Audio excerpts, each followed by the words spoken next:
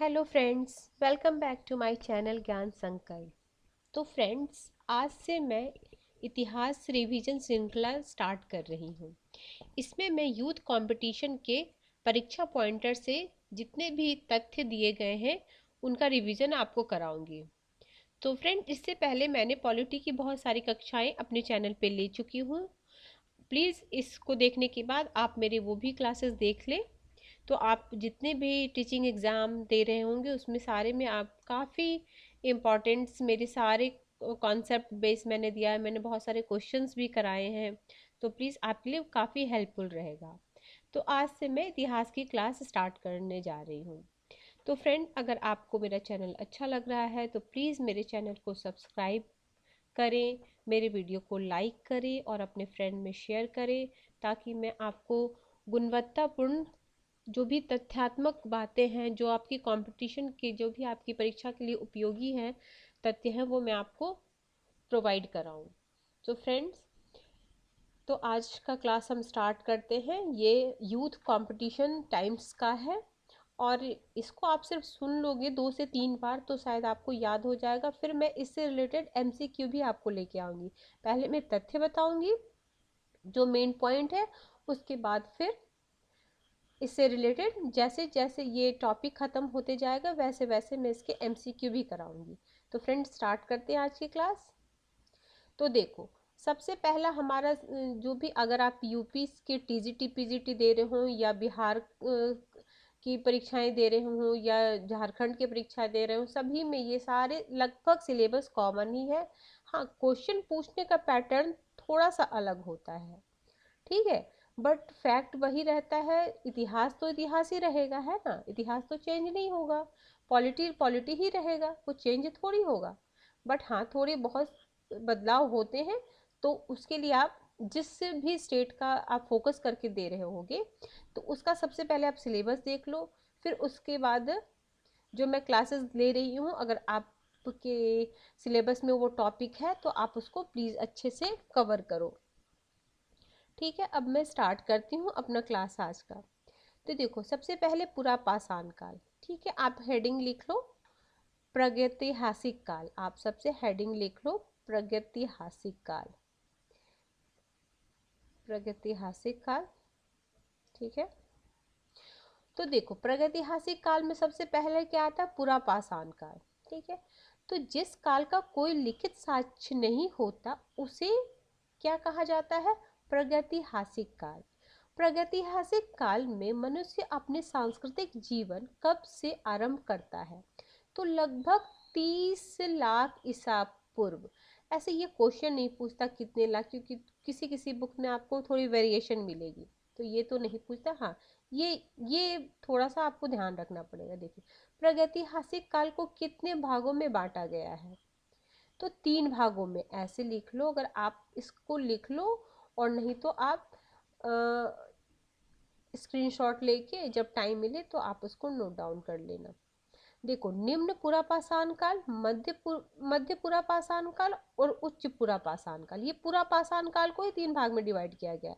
एक तो पाषाण काल, मध्य पाषाण काल और मतलब उप पुरापाषाण काल। लेकिन ये जो पुरापाषाण काल को 3 भाग में डिवाइड किया: निम्न पुरापाषाण, मध्य पुरापाषाण, उच्च पुरापाषाण। तो पहला है 25 लाख ईसा पूर्व से 1 लाख ईसा पूर्व तक। ठीक है, फिर ये आप लिख लो, या आप 2-3 बार सुन लोगे तो ध्यान आ जाएगा। ठीक है, पहले आप मेरी बातें सुन लो अच्छे से। फिर भारत में सर्वप्रथम किस वर्ष से प्रस्तर युग के संदर्भ में अनुसंधान, मतलब किस वर्ष से ये अनुसंधान स्टार्ट हुआ? ठीक है, ये जो खुदाई उदाई जो हुई, कब से? 1863 से। भारत में किस भूवैज्ञानिक एवं पुरातात्विक ने प्रस्तर युगीन बस्तियों का अन्वेषण आरंभ किया? तो रॉबर्ट ब्रूसफुट ने किया था। रॉबर्ट ब्रूसफुट ने किया था। और आगे है, देखो, डेनमार्क के कोपेनहेगन संग्रहालय की सामग्री से पाषाण, कांस्य और लौह युग की त्रिय विभाजन किसने किया था? थॉमसन ने किया था। देखो डेनमार्क, अब कोपेनहेगन संग्रहालय कहाँ है? डेनमार्क में। डेनमार्क में क्या हुआ है? पाषाण कांस्य और लौह युग की विभाजन किया किसने? थॉमसन ने। भूवैज्ञानिक पुरातात्विक रॉबर्ट ब्रूसफुट ने किस स्थान से पहला हेड एक्स प्राप्त किया? पल्लवरम। ये भी क्वेश्चन पूछा, कहाँ से हेड एक्स प्राप्त किया? पल्लवरम, मद्रास के समीप। अति अतिरमपकम नामक स्थान से पूर्व पाषाण काल के उपकरण की खोज किसने की? तो विलियम किंग ने की इसकी खोज। ठीक है, विलियम किंग ने की इसकी खोज। अब है देखो मानव विकास का विकास। अब मानव का विकास देखो अब कैसे कालक्रमानुसार देखो, रामापिथिकस, एस्ट्रेलोपिथिकस, होमो इरेक्टस, लिएंडरस, होमोसेपियंस। ठीक है, तो होमोसेपियंस जो हम लोग जो है होमोसेपियंस है ना, उनके तो मानव विकास के क्रम में मानव का आदि पूर्वज बना और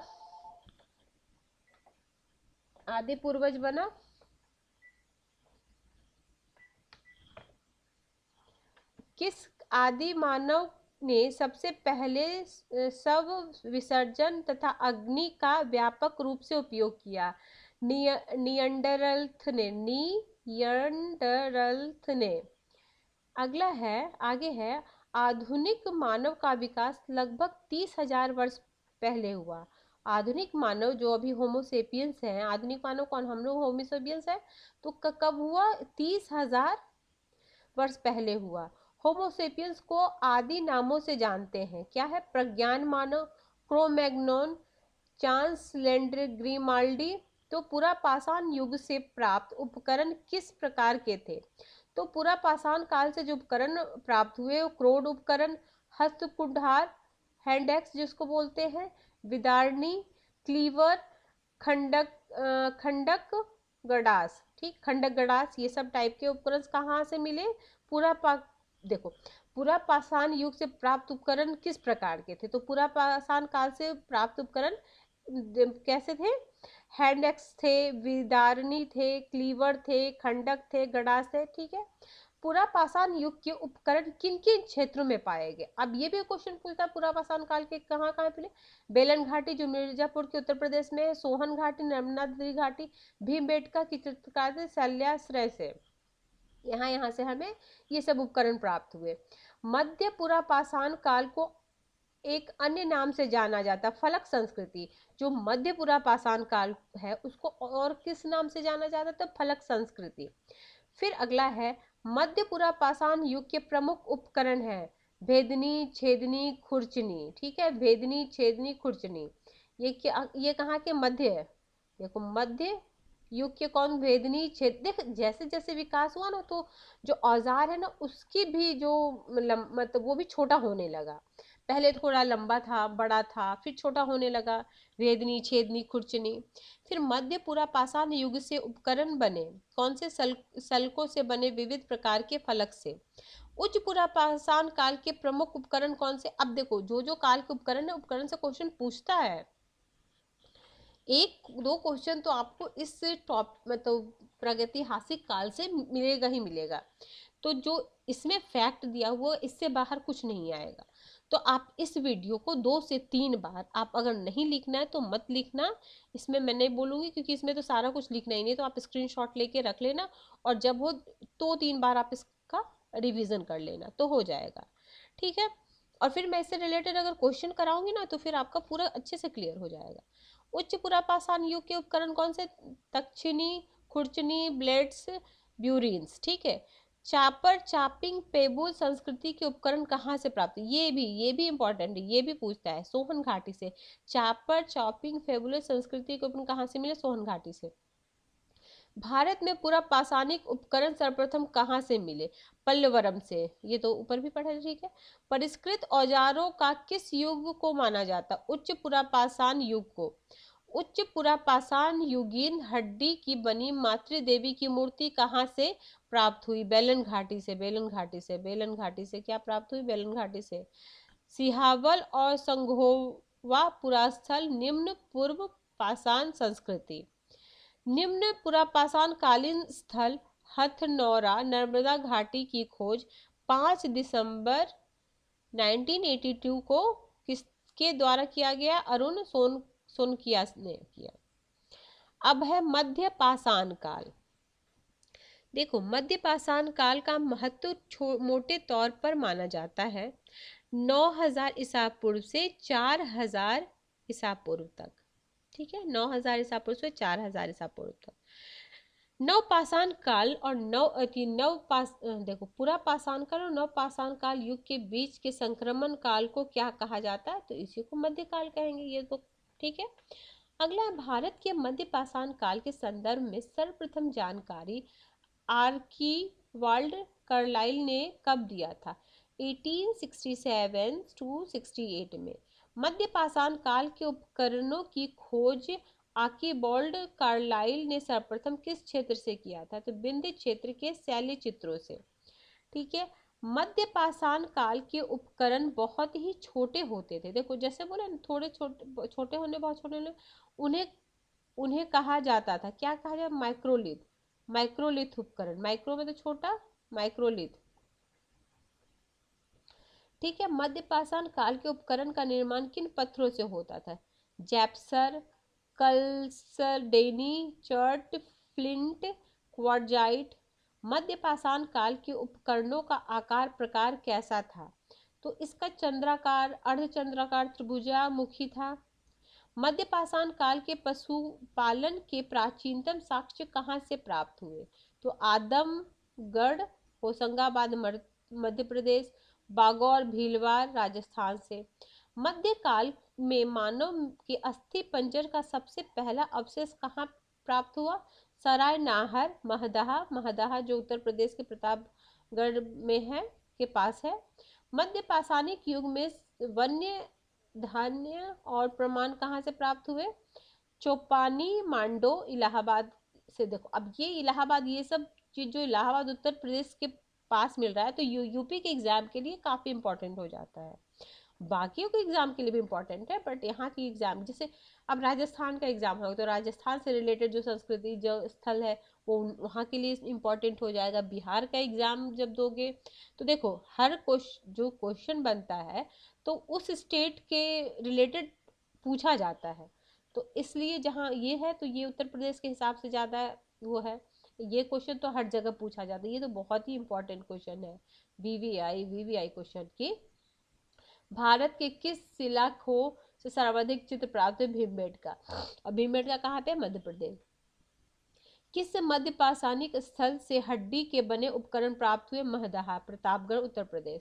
किस मध्य पाषाणिक स्थल से एक ही कब्र से 3 मानव कंकाल प्राप्त हुए? दमदमा। दमदमा से क्या प्राप्त हुए? 3 कंकाल प्राप्त हुए। भारत में मानव का सर्वप्रथम साक्ष्य कहाँ से प्राप्त हुआ? नर्मदा घाटी, बोरी, महाराष्ट्र से। ठीक है। किस प्रागैतिहासिक भारतीय स्थल से होमो इरेक्टस मानव की खोपड़ी पाई गई? तो हथनौरा, नर्मदा घाटी। भारतीय प्रागैतिहासिक का टेक्स्ट बुक किस क्षेत्र को कहा जाता है? तो बेलन घाटी। बेलन घाटी कहाँ पे? इलाहाबाद उत्तर प्रदेश। भारत में ज्ञात विशालतम मध्य पाषाण वास वाला स्थल कौन सा है? बागौर भीलवाड़ा राजस्थान। बागौर साइट के संबंध में सही कथन है। यह राजस्थान में अवस्थित है। इसमें विशुद्ध मध्य पाषाण कालीन प्राक मृदभांड चरण के होने के संबंध में हमारे पास इतना सब कार्बनिक तिथि थी। जबू, बैल, भेड़, बकरी, सुअर करीब इतना 5000 ईसा पूर्व के पालतू रूप में पालन किया जाता था। आगे है, किस स्थान पर मानव जीवाश्म पुरापाषाण कालीन औजार के 7 स्वस्थाने मानव पाए गए? हथनौरा, नर्मदा घाटी। आगे है, वह मध्य पाषाणिक स्थल जहाँ से पशु बद्ध स्थल, ये भी भूचर खाना, ये तो बहुत, ये भी इम्पोर्टेंट है, महदहा बूचर खान है, ये देखो ये भी इम्पोर्टेंट है, ज़्यादा इम्पोर्टेंट। देखो इसमें से जो क्वेश्चन आ चुका है वो मैं आपको थोड़ा इम्पोर्टेंट बताते जाऊंगी, ताकि आपको इम्पोर्टेंट फैक्ट पता चले। सराय नाहर और महदाहा संबंधित है गंगा घाटी की मध्य पाषाणिक संस्कृति से। प्राचीन कलाकृति का प्रमाण पत्र किस काल से संबंधित है? तो उच्च पुरा पाषाण काल और मध्य पाषाण काल से। मध्य पाषाण काल के प्रमुख स्थल, अब ये स्थल के नाम दिए गए हैं।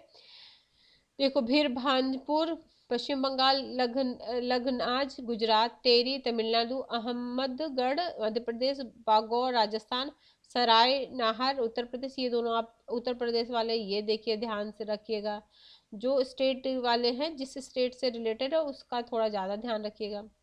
मध्य पाषाण कालीन गुफा चित्रकारी में किस प्रकार की कला प्रदर्शित की गई है? आखेट, नृत्य और युद्ध की।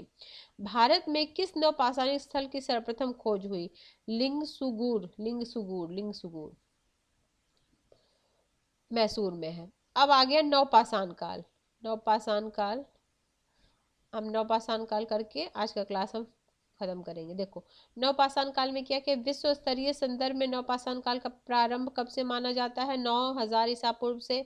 भारत में नियोलिथिक इसको बोलते हैं, न्यू नव सिद्ध की तिथि 7000 ईसा पूर्व से। भारतीय उपमहाद्वीप में नवपाषाण युगीन एक ऐसी बस्ती के साक्ष्य प्राप्त हुए जिसका काल 7000 ईसा पूर्व बताया गया है। वह स्थल है मेहरगढ़, बलूचिस्तान, अब जो अब पाकिस्तान में है। नवपाषाण काल के प्रथम प्रस्तर उपकरण सर्वप्रथम 1860 में लेनमेसूरियन से कहाँ से प्राप्त किए गए? टोंस नदी घाटी उत्तर प्रदेश, टोंस नदी उत्तर प्रदेश में है। वो स्थल जहाँ से पाषाण संस्कृति से लेकर हड़प्पा सभ्यता के संस्कृति का अवशेष मिला है, ये भी इम्पोर्टेंट है। ये देखो, ये इम्पोर्टेंट है, ये इम्पोर्टेंट है। भारत के प्राचीन कृषि साक्ष्य कहाँ से प्राप्त हुए हैं? ये भी बहुत पूछता है। जैसे लोहरा देव, संत कबीर नगर, तत्पश्चात मेहरगढ़, ये तीनों ठीक है। नवपाषाण स्थल बुर्ज होम की खोज डी टेडा और पीटरसन ने किस वर्ष की थी? 1935 में। भारत में सर्वप्रथम चावल के साक्ष्य किस स्थल से? ये भी खूब पूछता है, ये चावल के साक्ष्य किस स्थल से मिले? भारत में। ठीक है, ये भारत, देखो क्वेश्चन पूछो भारत में, जो भी भारत में फिलहाल है। ठीक है, कोल्डीबा इलाहाबाद के पास। भारत में सर्वप्रथम गेहूं के साक्ष्य कहाँ से मिले? मेहरगढ़ से। भारतीय उपमहाद्वीप में पालतू भैंस के प्राचीनतम साक्ष्य कहाँ से मिले? मेहरगढ़ से। तो फ्रेंड्स, आज के क्लास में इतना ही करते हैं। नेक्स्ट क्लास में मैं इससे आगे का कराऊंगी। Till then bye bye. अगर आपको अच्छा लगे तो प्लीज़ मेरे चैनल को सब्सक्राइब करें, मेरे वीडियो को लाइक करें। Till then bye bye.